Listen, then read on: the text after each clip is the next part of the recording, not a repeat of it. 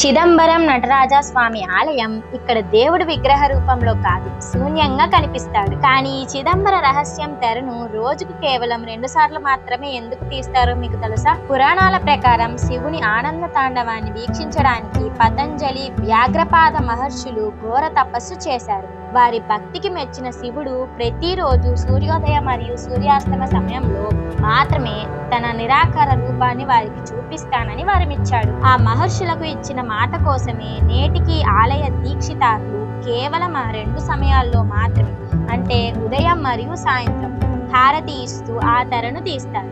ఆ తెర మన కళ్ళకు అడ్డుగా ఉన్న మాయ. ఆ మాయ తొలగినప్పుడే వెనుక ఉన్న పరమాత్మ అంటే శూన్యం కనిపిస్తాడని దీని అర్థం.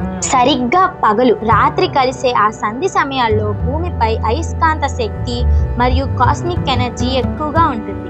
అందుకే ఆ సమయంలోనే ఆ రహస్యాన్ని దర్శించుకోవడం వల్ల గొప్ప మానసిక ప్రశాంతత లభిస్తుంది. కానీ ఈ ఆలయంలో బంగారు తెర వెనుక ఏముంది, అది ఎందుకు అందరికీ చూపించరు? ఈ రహస్యం కావాలంటే కమెంట్ సెక్షన్లో పార్ట్ 2 అని కమెంట్ చేయండి. ఇది మిస్ అవ్వకుండా ఉండాలంటే మా ఛానల్ సబ్స్క్రైబ్ చేసుకొని ఇంకొకరికి షేర్ చేయండి. Thanks for watching.